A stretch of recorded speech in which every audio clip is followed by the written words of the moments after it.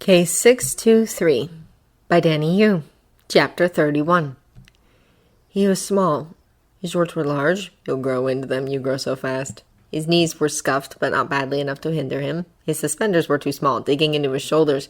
We'll get new ones when your pa gets his next paycheck. He was in his finest shirt sleeves and even a jacket that was only a bit patched. A small hand clutched his. He glanced to his side. He saw gray eyes and dark plaited hair. A wide smile. Something inside him warmed up. He wanted to smile. What did that mean? There were dirty streets dotted with pits of dirty water. There were children on the street, clean, many of them in their Sunday best. Houses that looked fit to fall apart. Whoever his target was, they could be neither rich nor powerful.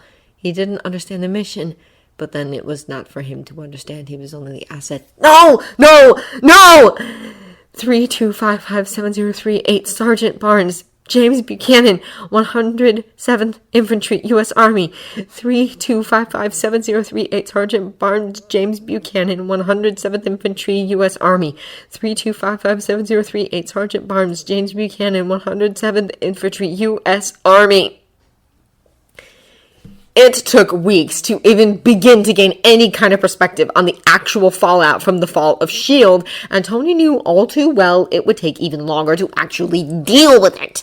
Thankfully, Hill, Pepper, and a couple of the new hires, vetted and verified by freelance behavioral analysts SI had worked with before and who Tony was starting to think he'd have to hire on full-time, didn't need much more than a few signatures from him to set up a relief and disaster fund to run alongside the Maria Stark Foundation. HR and those behavioral analysts were pulling overtime trying to integrate the actual applicable S.H.I.E.L.D. personnel into SI, but they could handle that on their own. And so, finally, about 3 weeks after Natasha and Steve's little misadventure, Tony was starting to feel like things were coming back under control at least a little. And then Hill had to go and shatter it. Really? Tony asked. He didn't even care how flat his voice sounded, how exhausted. He wasn't sure he'd have the ability to control it right now, even if he wanted to. He was so tired, and now he was scared, too, down to his bones, and he did not like it one bit. You're telling me that you accidentally misplaced an alien artifact of unknown power and ability. That's what you're telling me. Because what I'm hearing is the S.H.I.E.L.D. didn't have to be Hydra to be megalomaniacal idiots. I thought that stick of death got sent back to Asgard with Thor. Hill crossed her arms over her chest. Well, she said, it didn't. There were metahumans cropping up all over the globe. There are potential extraterrestrial threats, and Asgard insisted on reclaiming the Tesseract. We needed to hang on to something, some kind of insurance. Tony snorted, ran a hand over his face. So much for Fury believing in superheroes. Where the fuck is he anyway? Hill cocked an eyebrow. Dead, she said. Tony drew in a deep breath. Don't fuck with me, he said. You work with me now. I need to be able to trust you to at least try to be honest. Jarvis has footage of Fury from a week after his supposed death, and I know he's met with Rogers and Romanov. Hill seemed to deflate. For now, he believes he can do more good if he stays dead, she said. I've sent him the information about the scepter. He'll let us know when he sniffs something out. And in the meantime, Loki's little joystick is in the hands of a bunch of somehow still alive Nazis, Tony said. He took another breath slowly and deeply, forced himself to at least try to calm down, look at this more subjectively. I'm going to have to call the others in, aren't I? You summoned us, O Lord and Master, Clint said with an eye roll, throwing himself into one of the conference room chairs and shoving his feet under the table. At the very least, he, unlike Steve and Natasha, looked amused by that summoning. Then again, he'd made it easy from the start, actually answering a simple phone call and agreeing to a date and time for the meeting. Steve and Natasha, Tony had to physically track down on a Quinjet, and even then he thought they might very well just ignore him. Steve at least had responded to "The world needs the Avengers," although he had still taken the time to say something to Wilson, who was presumably continuing whatever mission it was they'd set themselves. That I did, Tony said. Hill and I have spent the better part of a month trying to trudge through the rubble of S.H.I.E.L.D. In case anyone was wondering, I hate trudging. And we found out that aside from killing 350 people and counting, some of them children, actually it'll probably have risen by now, but shucks. WikiLeaking a super secret spy organization to pieces can also. The people in Triskelion were agents. Steve interjected. They knew what kind of risks they were taking working for S.H.I.E.L.D. I'm not talking about the Triskelion, Tony said. Although the Triskelion and several other S.H.I.E.L.D. bases had plenty of civilian personnel. High casualties among those too, by the way. Good job. The world could do with fewer technicians and nurses and secretaries. Everyone pat themselves on the back. Natasha opened her mouth. Tony gave her a hard look. I'm talking about undercover agents who suddenly, without warning, had their covers blown behind enemy lines. I'm talking about the families of agents high profile enough to have made it onto people's shit lists. The kind of people who were under S.H.I.E.L.D.'s protection. And I can maybe somewhat excuse you, Captain, since I'm not even entirely sure you're aware of what the internet is yet, let alone how extensive digital filing can be. But, Natasha! He looked at her again, and all he could see were the faces of those dead agents. He stuck his hands in his pockets to keep them from shaking. You should know better. You were one of them once. He let out a long breath. Not all of S.H.I.E.L.D. was Hydra, and hey, I guess we can at least be reasonably sure that those who died weren't. So if it was a process of elimination you were after, good job. It was the right thing to do, Steve persisted. Hydra couldn't have been allowed to go on. You had to stop and think. Maybe ask yourselves if you had teammates who were qualified to comb through the files and extract field agents and their families before you blew up the entire organization, Tony said. Otherwise, how is what you did better than the World Security Council throwing a nuke on New York City to get rid of the Jatari? The World Security Council was Hydra, Steve said. I doubt all of them were, Tony said. Even so, thanks for making my point for me. He sighed and ran a hand through his hair, cast an apologetic look at Bruce, who'd had to spend quite a bit of time in the Hulk's playroom immediately following the fall of S.H.I.E.L.D. How are we supposed to trust you? Natasha asked then. It's been, 2 years since you hacked S.H.I.E.L.D. and said you knew all the dirty secrets? Tony reared back, feeling for a moment as though she'd smacked him in the face. Then he pulled himself together, drew up to his full height, and wished to Thor and Odin he were taller. You clearly suck as badly at background checks as you do at psych evals. My father was Howard Stark. My godparents were Daniel Sosa and Peggy Carter. As a kid, I spent my summers being carted back and forth between my Uncle Jacques and my Uncle Monty in Europe. I named my first bat for Uncle Tim. I geeked out about ancient radios with Uncle Gabe, and Uncle Jim taught me how to shoot my first gun. I was bottle-fed Eli's good Hydra bat of everyone in this room. Cap is the only person less likely than me to be Hydra. He let out a breath, ignored Steve's wide eyes, which seemed to suddenly be looking at him quite differently. Clint guffawed. You're a fucking legacy kid, he said. How the hell did I not know this? This is gold. How many sets of Captain America pajamas did you own? Tony rolled his eyes, but couldn't help but be grateful for the slightly lighter atmosphere in the room. As for hacking S.H.I.E.L.D., he continued, I made a mistake. I dug enough to find Phase 2. I had access to the rest of their files. But in case none of you realized, I've been a bit too busy the past couple of years to crunch through it all. And I didn't think I needed to. Like I said, my mistake. That access also meant that if they had contacted him as soon as they had suspicions, he could have figured this whole thing out sooner. He might have had enough time to spend on the targeting blades to make sure the helicarriers didn't crash in the middle of DC. He'd have had far longer to warn and extract agents, but judging by their faces, neither Steve nor Natasha would listen to more recriminations. Natasha had gone all blank-faced and mulish, and Steve looked far more likely to want to talk howling commandos than to hear about his own mistakes. Fuck all, Tony might be angry with them, but he also wasn't going to keep yelling at a pair of brick walls, let alone brick walls he actually cared about. So, we all made mistakes. And here's one of the consequences. S.H.I.E.L.D. lost Loki's scepter. Logical conclusion is that it's currently in the hands of Hydra. Jarvis, Tony said, walking into the workshop with Jamie trailing behind him. If everyone is really so serious about this whole stupid plan where Jamie starts school, we're going to have to upgrade the Iron Cradle. Not sure it fits anymore. Daddy, I'm fine, Jamie muttered in the background. I want to go to school, I do. Maria says she's making friends, a boy and a girl. They're big. Maybe I'll be able to make friends with some of the bigger kids too. Tony sighed, but he really did not have any good arguments against it. Jamie could have gone to school a year ago. Hell, he probably could have done just fine, intellectually anyway, 2 years ago. But Tony had never wanted that kind of pressure on the kid. He had wanted him to catch up socially first, start figuring out how to relate to kids his own age before he had to get started on formal learning, and eventually skipping a handful of classes because he was bored out of his mind, and... Tony stopped himself, sucked in a sharp breath. There was every chance Jamie was right. Maybe it would be easier for him to get along with older kids. They might even be able to keep up with him for a year or two. It was something. Besides, it wasn't really like Tony could push it any further. Jamie was of the normal age to start school now, holding him back a year. He had no real reason to do it, and no matter how hard he'd tried, he hadn't managed to hold Jamie as far out of the limelight as he'd wanted to. The questions and consequences that would come out of making James Edwin Stark start school a year late, Tony couldn't do that to his son, not in a million years, even if it would make him feel safer. "Stupid plan, but realistic," Tony amended. "We're still upgrading the cradle. Jarvis, honey." "Sir," Jarvis said, "I will take Master James's measurements and start converting the proportions of the cradle, but Miss Potts has asked me to remind you that you have a meeting in your business office in 10 minutes.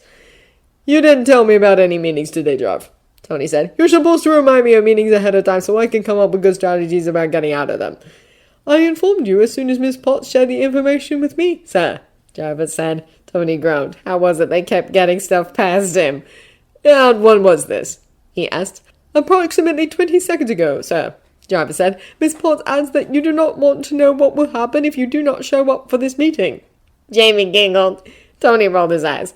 "Please tell me this isn't Cap trying to get me alone, to talk about the good old days again," he said. "It is not," Jarvis said. "I would advise you to dress appropriately for a meeting, sir." Tony restrained the urge to let out another groan. He flashed an apologetic smile at his still giggling son and headed upstairs to do as the peppers that be ordered. Still, he was damn well going to take his time with it. About 25 minutes later, he walked into his office, flashing an absent-minded smile at the woman sitting in the guest chair already. She looked some 5-10 years older than him, his actual chronological age, that is, not the mess that was his actual physical one, which was still making him stop short to stare at the mirror more often than not. "Sorry, Miss Rue," Jarvis interjected, as he had probably been dying to do for at least 10 minutes by now. "Madame Solange Rue, member of the—" "Thanks, Jarvis, I don't need a biography," Tony said, flapping into the chair in a practiced movement designed to look careless. His mother had made him perfect it when he was about 12 years old. It even made him look taller. He reached across the table, offering his hand. "I'm sorry, Madame Rue.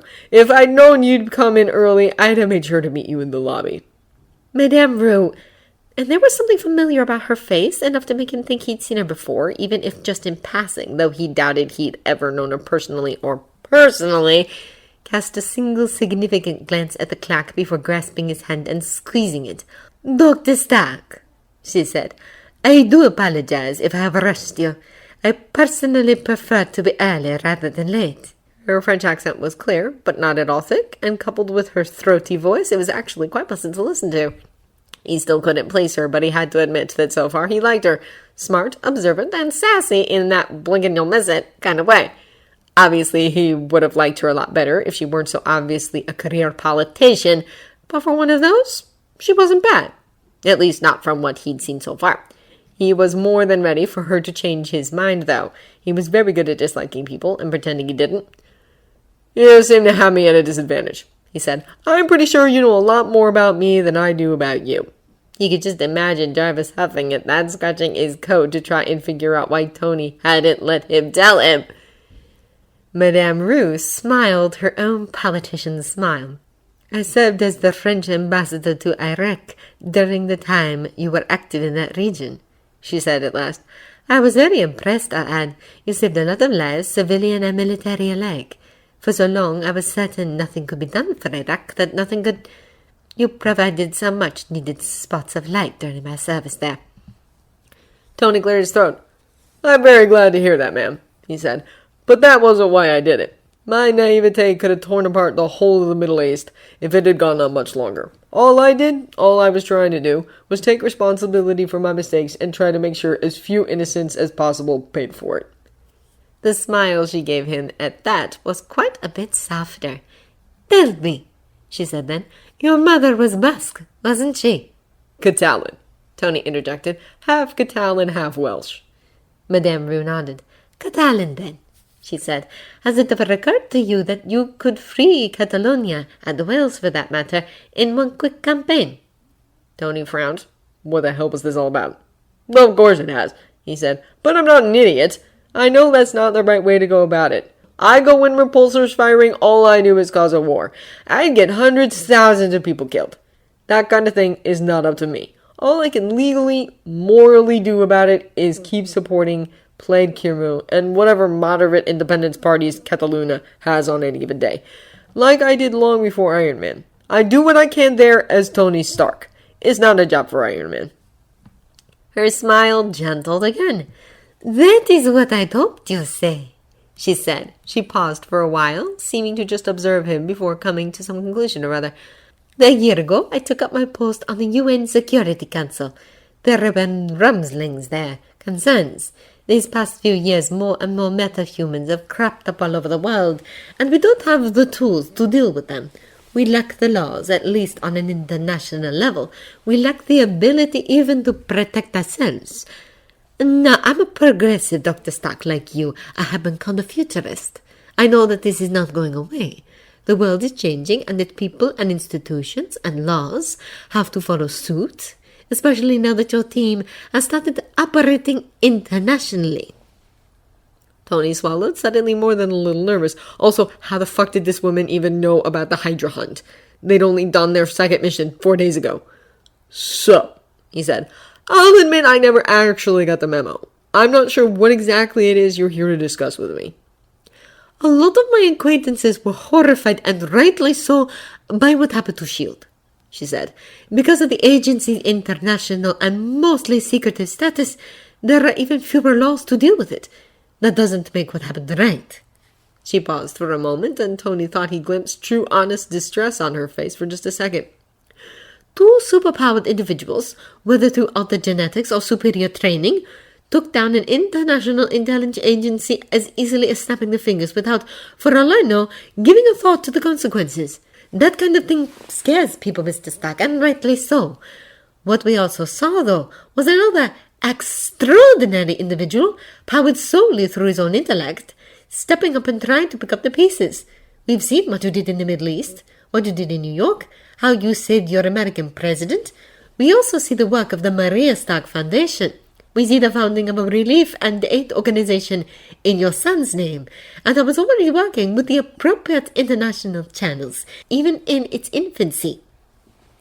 We see the way half the profits from all your junior products go to children's charities and children's rights organizations all over the world. We see how you still care about the rest of us and the consequences of these changes in the world, your own actions included. Another almost soft smile. That's why we would like to consult with you. Tony swallowed, not at all sure what to do about these comments, about these outright declarations of trust, of admiration. That kind of thing wasn't supposed to damn near hurt, was it? On what? He asked.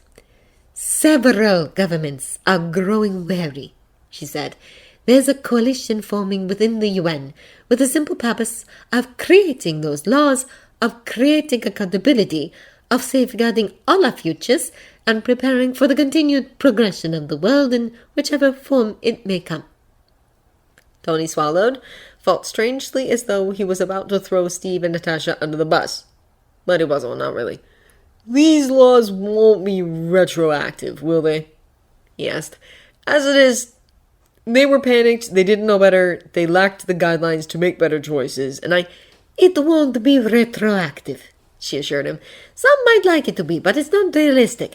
This is about looking forward, Dr. Stark. It is about creating those guidelines, so the future choices of those who have so much power over all our fates will be more thought out. Tony let out a long breath, nodded. This would happen whether or not he helped, and in that case, he'd sure as fuck rather be a part of the proceedings, make sure it didn't get out of control, didn't turn into persecution. Besides, Madame Rue was right, wasn't she? They did need a framework to operate within, and they needed someone other than Tony who couldn't. They needed someone from the outside to keep them in check, because Tony didn't have the heart to, and besides, he needed to be kept in check too, quite possibly more than any of the rest of them put together. All he had to do was look into his past for 5 minutes to see that. And really, hadn't he needed that reassurance that it wouldn't be retroactive for himself more than for any of the others? In that case, I would love to be part of it, he said. For the past 5 years, his whole life had been centered around what he'd leave his son, what kind of legacy, what kind of world. Tony had to believe that this was a step in the right direction.